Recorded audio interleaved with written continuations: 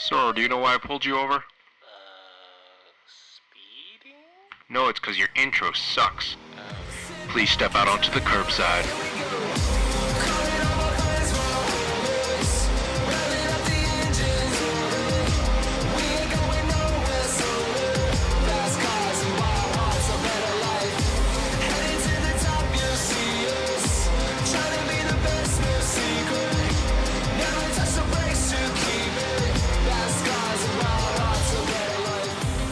Hey everyone, welcome to the Curbside Podcast, the podcast where we talk about cars and everything to do with cars. My name is Jeff. I drive a 2004 Honda S2000, and I am your Southern California Taiwanese American. If you're listening to the podcast and don't know why I'm laughing, go watch the YouTube version. You'll figure it out. No Parth today. My name is Andrew. I drive a 2014 Evo 10 MR and a 2015 Subaru BRZ. Back in the Bay, sweating just as much as I was down in LA, so awesome. Yeah, it is hot here in California, both north and south, and parts of it are on fire. Both of the parts where we're at are on fire. Yes. It's basically every year during around summer, California catches fire. This is the way it goes. It rains during the winter, grass grows, summer comes, it catches on fire, and then we start all over again. And Donald Trump is telling us to rake up the leaves so California stops catching on fire. Yes, because that solves everything. We should have gotten our rakes, went into the forest, and raked up all them leaves.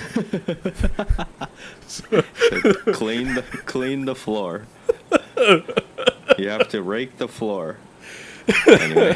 Anyways, global warming seems to be doing its thing, and in the car world, we're trying to fight global warming by finding, I guess, different ways to power our cars, and it seems like the future is electricity, EVs. Yes. Well, most companies are going in that direction. You still have Dodge coming out with the Demon and Oh yeah, all the high horsepower stuff, but most people care about it. everyone's going EVs. Dodge is like, more horsepower from these engines. I feel like eventually we will reach a point, maybe Dodge a little bit later, where all major car companies will have mostly EVs, if not all EVs. I know there are already countries where they're like, gas-powered cars are going to be outlawed by some year or something. My question about this whole EV thing is, what is just the driving landscape in general for car enthusiasts, for all people that use cars? What is that going to look like when everything goes EV? One of the main things is, I think the biggest problem is going to be overcrowded charging stations. That's true. So my friend, their family recently got a Tesla, and they didn't have a home charging station. Mm-hmm. And during that time, they were like, well, we're going to drive some 25 odd minutes or 30 minutes to go to a Tesla supercharger so we can get some power. And I always thought that the Tesla supercharger system was this nice experience. You go up, park your car, you go around, shop a bit. But then I didn't realize that there's like, 4 or 5... There are not a lot of chargers in one supercharger station, but there are a ton of people who own Teslas. So I think he got there, waited for like it had to be like 40 minutes or something, just to get some juice into his Tesla. It's crazy. It's like waiting at Costco for gas, except when you're at Costco, people fill up in like 1 or 2 minutes. Well, charging a car, that takes a bit longer. Yeah.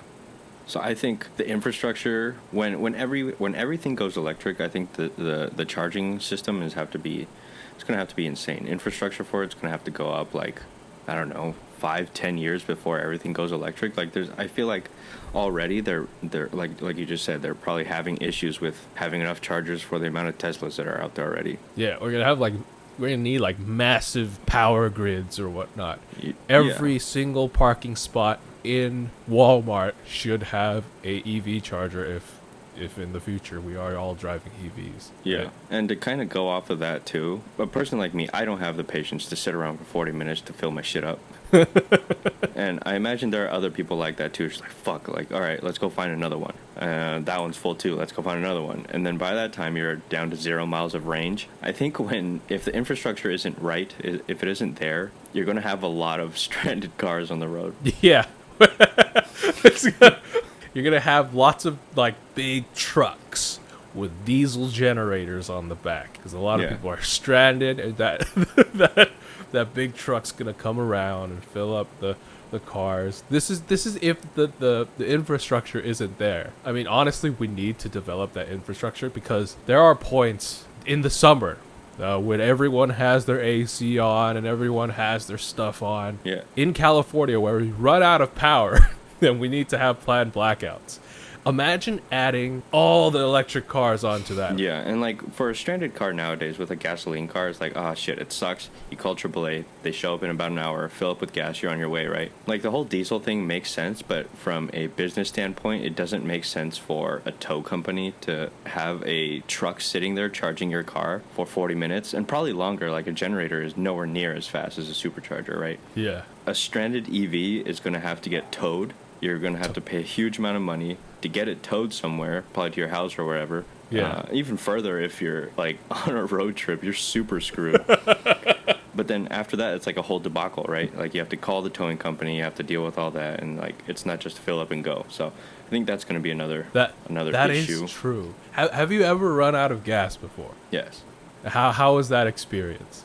It just sucks. Yeah, it sucks, right? I ran out of gas before.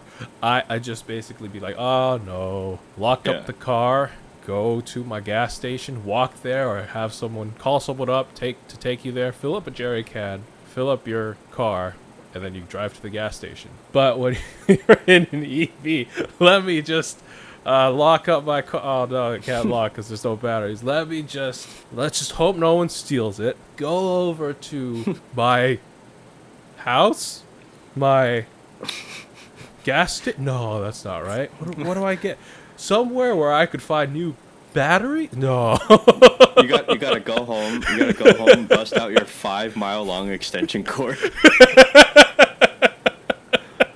So the big thing that's holding electric cars back is basically the whole infrastructure. And you could either solve that by A, building the infrastructure, or B, solve it in the cars. Either a couple things people have thought about. Hydrogen, that's one. Also, longer range, so you wouldn't have to worry about that at all. You just, because we have electric cars that are, I think Lucid has announced that their electric car will go over 400 or over 500 miles on one charge. Right, just the charging and like shit range, that's going to be the biggest issue. Another, just random ones, I think a lot of people, there's going to be a lot of speeding, like an increase in speeding. Because everyone's going to be like, ooh.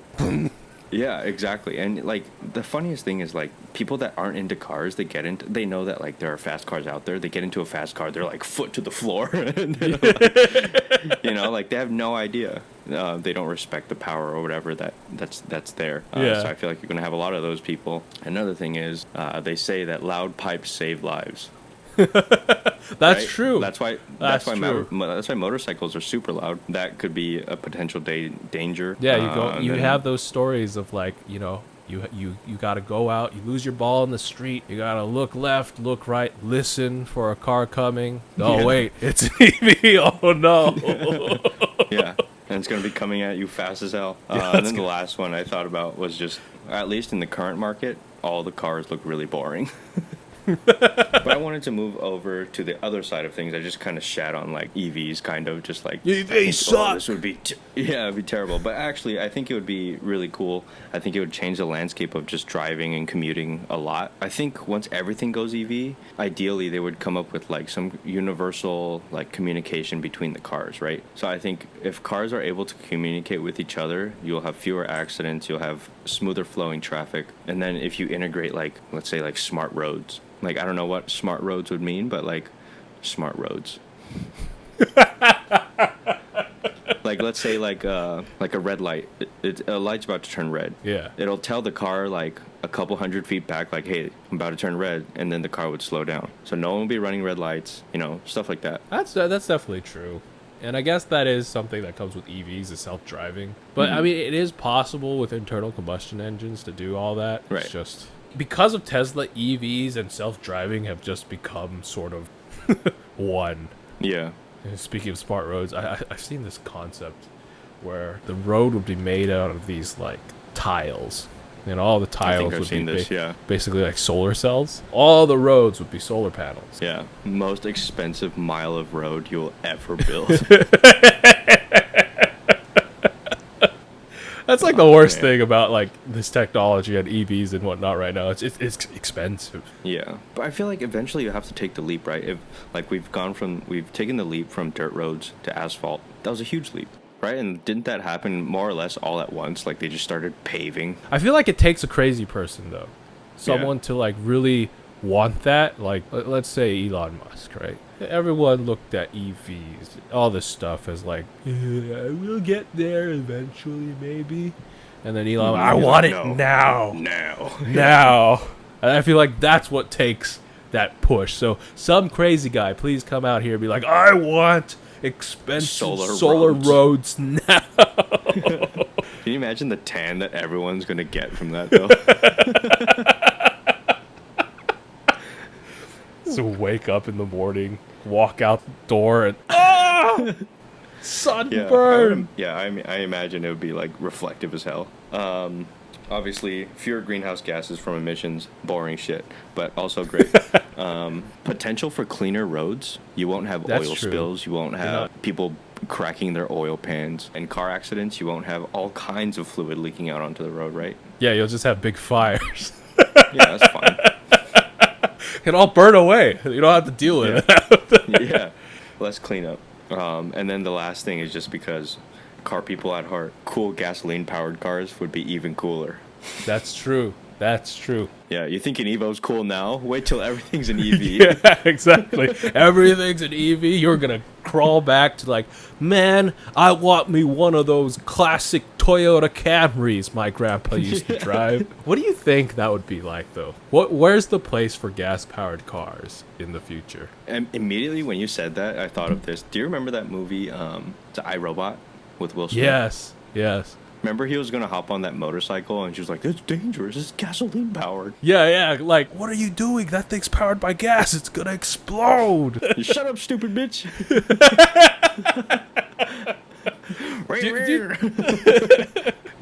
I guess there will be a time where more kids are going to know about battery-powered cars than gasoline-powered cars. There was this weird moment I had, right, when I was driving down the road, and I saw a Tesla next to a Mustang. And it wasn't an old Mustang, it was a new Mustang. In that moment, I looked at it and had that, that feeling when you see an old 1960s car parked next to like your modern day car? That's what it felt like when I saw the Model Y next to the Mustang. And I was like, what the heck is happening right now? Yeah, just that feeling of like, oh, I wonder what it was like back then. Right? Or like, oh, that's what it was like back then, whatever. With the freaking 2020 Mustang. Gasoline-powered cars just seem so old-fashioned in that brief moment. But do you think in the future that the government will take away our gas-powered cars? I don't think so, but I think they would make it difficult for your gasoline cars to operate. Yeah. I don't want to register S2000 historic gasoline vehicle. Yeah. I mean, I'm not like not looking forward to it. I think EVs are cool. I think there's a spot in like motorsports for EVs. Like Formula E is pretty cool. I think electric, like EV motorsports will be just as cool. Imagine like EV drifting, dude. You won't get the sound, but the clouds will be massive. I just wonder, like, do you ever think, because we already are at 1,000 horsepower with electric motor technology. After a certain amount of horses, they become irrelevant. And right now we have this, like, we have our car culture based on kind of like, ooh, look how much horsepower that thing makes. Or we lose sort of like that car culture, I guess, because at some point we're going to be like, wow, 5,000 horsepower. I don't know Like, What does that mean? right? Like, who knows? Because you look at things that you look at the new Hummer coming out that has 1,000 horsepower. Pretty soon your Camry is gonna have 1,000 horsepower with an electric Yeah. motor. Freaking 5,000 horsepower, you're dailing like a top fuel dragster. All roads now must be straight. Because Yeah. You know what'd be funny though? Instead of like in the future we're freaking out about horsepower, we're like, oh my god, your car has 800 miles of range. Oh, oh snap! he's like, damn, 800 miles. But yeah, overall, I think it should be a good thing in the future when everything goes EV. I think for the general population, like car enthusiasts aside, I think it's going to be a good thing. It's gonna be the car enthusiasts are gonna be the ones that hold everything back. Yeah. All right, shall we go to our break? Yep.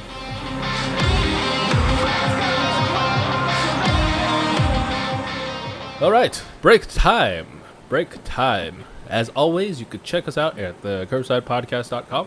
You'll find links to everything there, actually. And we have a YouTube channel. Go check that out. We've been posting a lot. Things might start winding down soon because Andrew's starting a new job. Yay.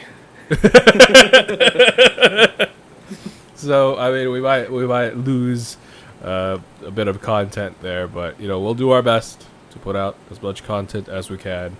Yes. But, yeah.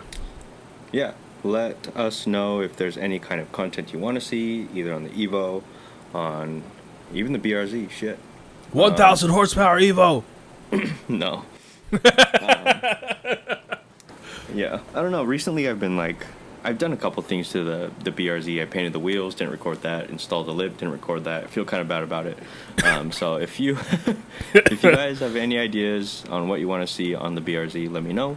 I will have a salary again soon, so see if we can make that happen. 1,000 horsepower BRZ! Yeah, dude, boost that thing. Hey man, you have 2 cars now, so, you know, Yeah. you don't have One's to worry down, about drive one the boy. other. Yeah, exactly. Shit. Uh-oh. Oh, shit. That thought has never crossed my mind since buying the Evo. Wasn't No, that I'm the not original gonna do it. plan? Well, yeah, I was like, buy a daily driver. Originally, it was supposed to be an Outback.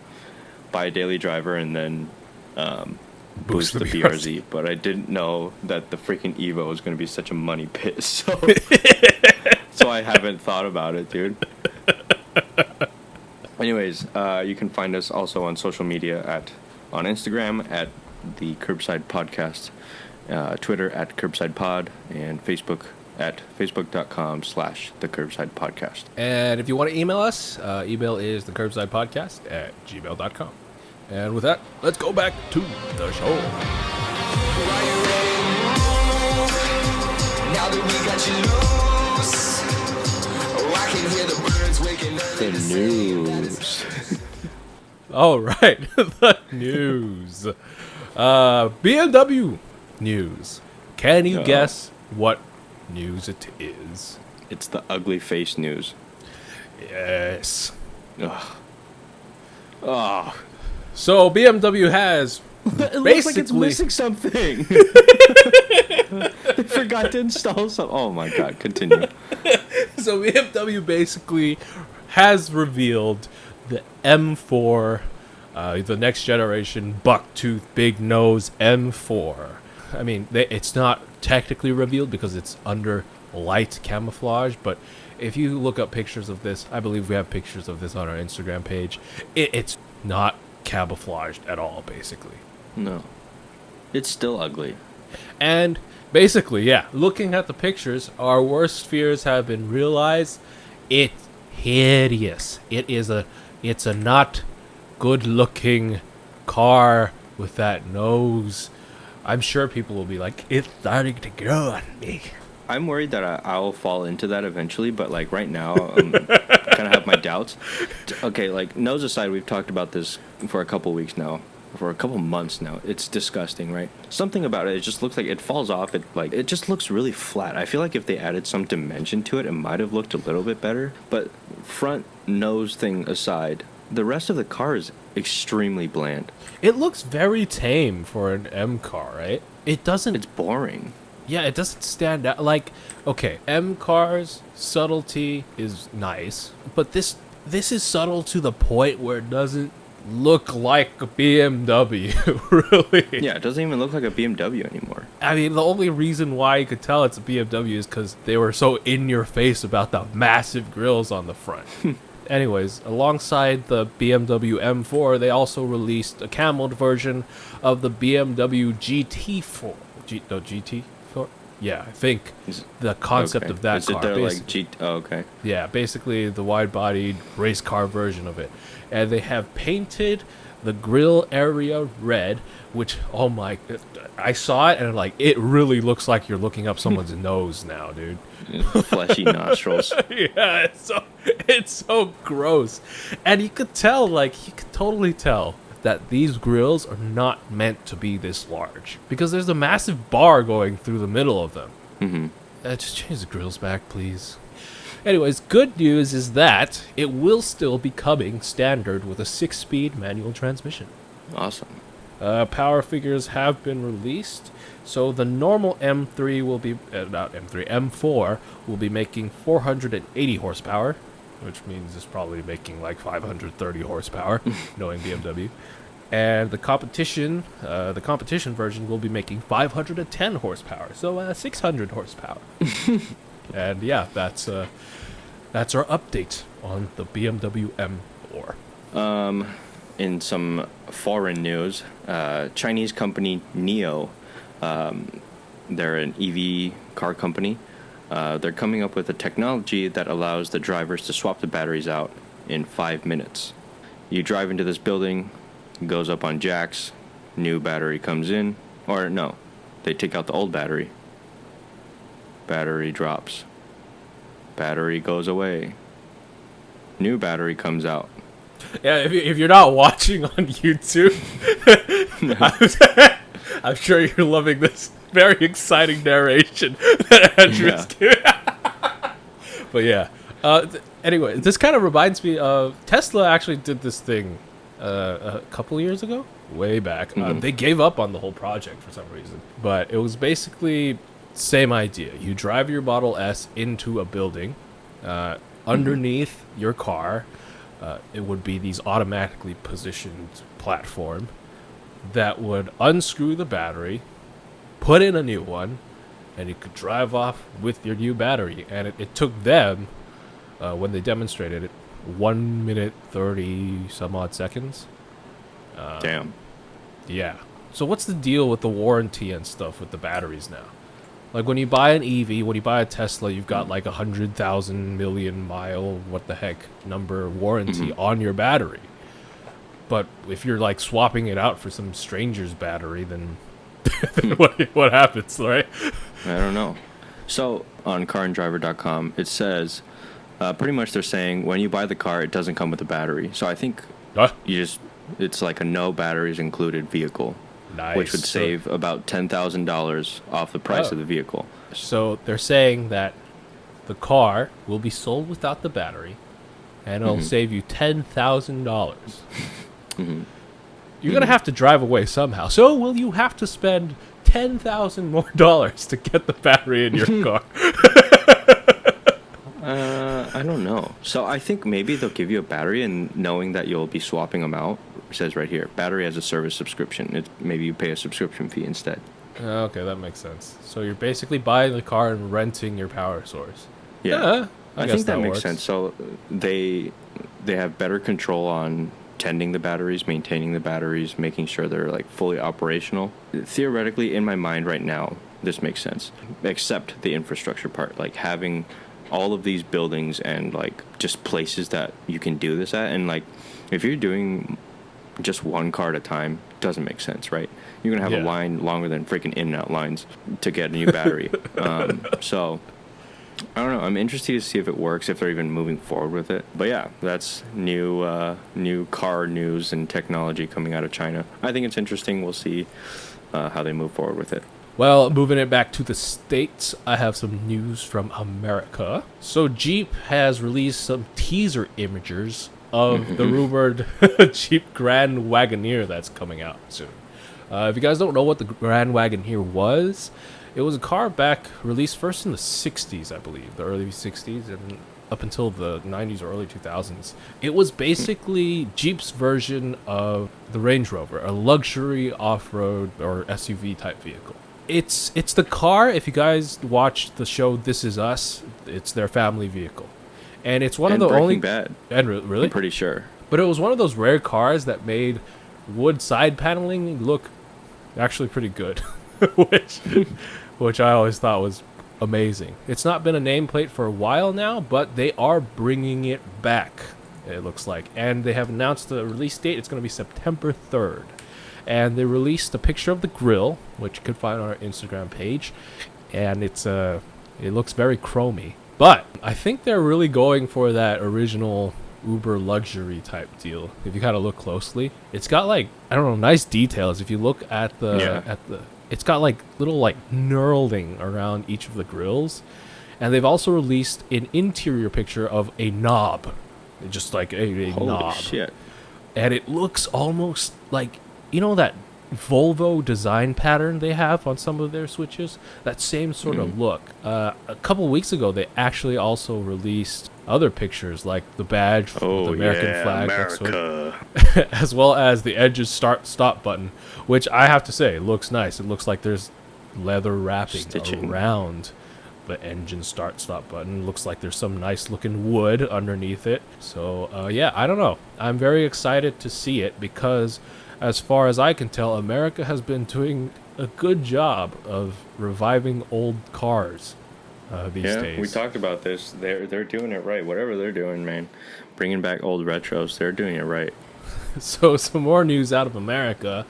Ram has finally released their competitor to the Ford Raptor. It's called Was the that Ram. 5 years too late? Just a bit, yeah. It's called the Ram TRX. And to give you an idea of what Ram is trying to do here, they released in their reveal video. In the beginning, they were flashing sort of images of this new truck they have. And they were also showing Raptor scenes from Jurassic Park. Right before the opening ended, they also showed the scene in Jurassic Park where the T-Rex eats the Raptor and slams it against the wall. So, you know, Ram is trying to fight here. Some specs on this guy. One of the things that it will probably have over the Raptor is it's got Hellcat power. It's making 702 horsepower, and it's got also a bunch of other bits, like 5 skid plates. It's got a new independent front suspension thing. It's got 2.5-inch Bilstein Blackhawk E2 adaptive performance shocks. Again, Ram Dodge has no interest in EVs. Hellcat everything. Yeah, dude. It's also got 15-inch front brakes, which apparently are the largest in the segment. And this is the funny thing, okay? This they felt that this was an important feature that had to be mentioned in one of like the upfront bullet points of the press release. The all-new face of Ram includes modern Ram's head logo and RAM badge with flow-through lettering. It's basically what it's saying is that the Ram badge is hollow, so there's air that could go through. Mm-hmm. Air goes in intake. Yes. Good. Anyways, this is basically like, if you're trying to picture what this is, you could either go look on our Instagram page, or you could just picture this. Picture a Ram truck Raptorized. That's it. Like, imagine the Ford Raptor, imagine a Ram truck, and combine it. The funny thing is they released a design video, right? Explaining how they designed it. And, man, they could have just made a video that said, we copied the Ford Raptor. Yeah, that's like it. This picture right here looks like a Raptor. You take TRX away, you take Ram away, that's a Raptor. That fender vent looks real familiar too. I did ask Parth if he liked this or the Raptor better, because he's on that whole Hellcat craze right now. He likes the Raptor more still. I agree. Yes. Yeah, me too. Like, I like the Raptor a lot. I will say the hood on the TRX is pretty cool, but I don't know. Something about the Raptors just it hits different. If you guys are Team Ram and wanted a Raptor, well, here you go. There it is. Yeah. This week we have a specially created segment called COVID Corner. Ooh. So just boring-ish news related to the pandemic. I'm on Motor1.com. There's been a case study on how car companies pretty much have been affected during this pandemic. As we know, or as you can probably guess, sales have gone down quite a bit. Volkswagen is actually losing money per car sold in 2020. I don't know how that works. Jeez. Is it because they're building cars and not selling them, so they're losing money on overhead, or I'm guessing that's whatever probably it what is? it is, yeah. Like their operating cost is just as high, but the sales aren't making it. Either way, almost $500 on each car sold from the largest manufacturer in the world, right? Pretty much, I mean. Yeah, I mean they own half the car and like half the car brands that exist. So Me not understanding the math on this is basically saying, Volkswagen, just don't sell cars. You won't lose any money. yeah, stop making them. BMW is losing about $1,300 per car sold. Oh, snap. That's crazy. Jeez. But on the flip side, I think this is kind of helping Volkswagen out and why they're not really tripping about it. Porsche makes a profit of almost $12,000 on each car.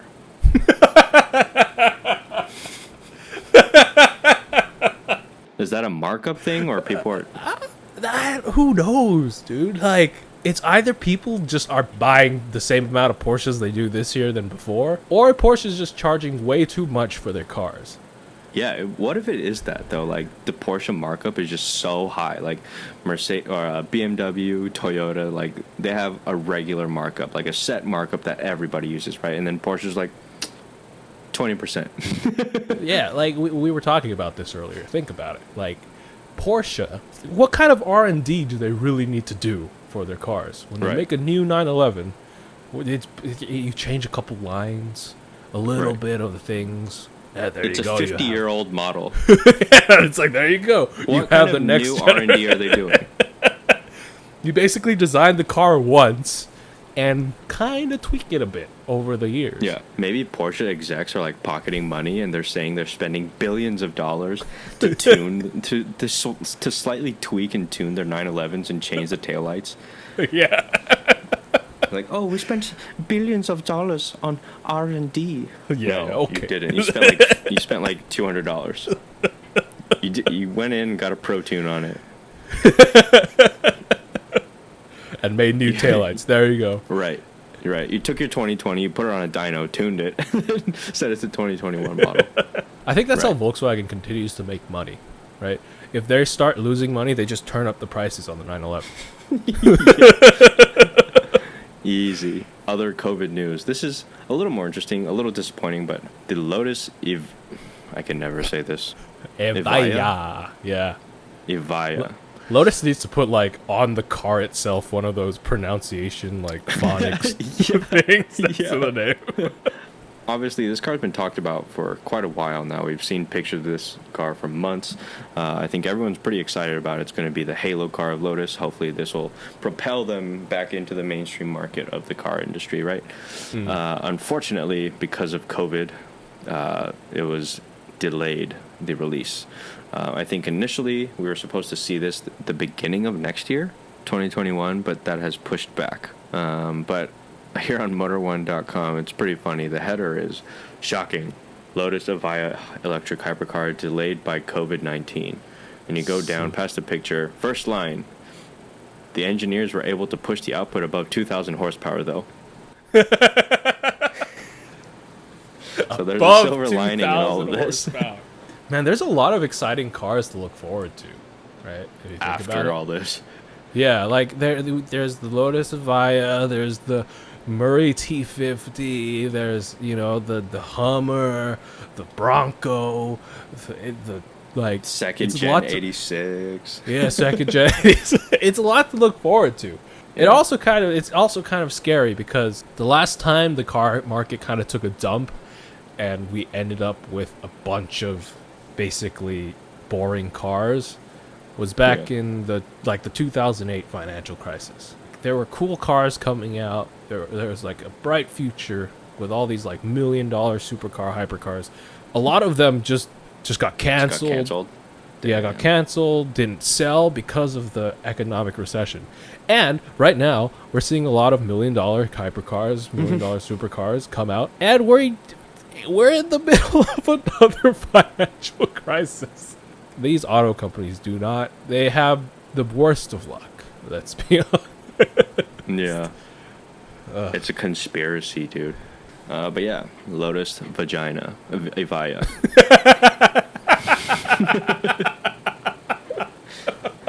But anyways, guys, thanks as always for listening to our podcast. Hopefully, in these strange times, we could be a source of stupidity and laughter for you guys talking about cars.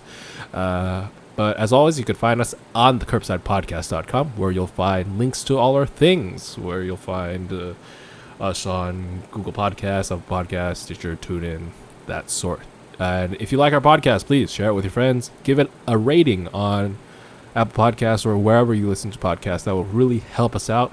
Also, go subscribe to our YouTube channel, youtube.com/a bunch of letters and numbers. Just look us up in the search bar and subscribe there. Hit the bell icon so you get notified when we release a video. Like this video, share it, do all that stuff. Yes. Leave us a comment. Hit that thumbs up. Smash that like button. Let's get to 200 subs. We had a moment of like pretty crazy growth there for a while. We're currently at 155. Yeah, thank you guys. Let's hit by that the way. 200.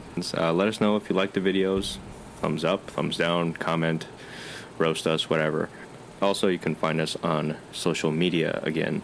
On Instagram at the Curbside Podcast. You will find clips of the show. You will find clips of our YouTube videos. You will find car news where you can reference some of the things we talk about in the podcast. You'll see pictures of what we're talking about, and yeah, just random stories here and there. So yeah, give us a follow, share with your friends, hit us with a DM. Also on Twitter if you want to engage with us there. It's at Curbside Pod. Again, slide in the DMs. No, not okay. Just that one. No. No more of them. Yep. Okay. You guys always bring it up, man. And Apex your way into but okay. Thank you.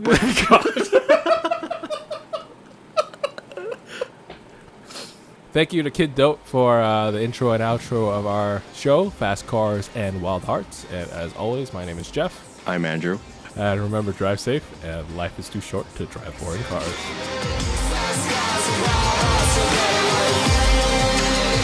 Wild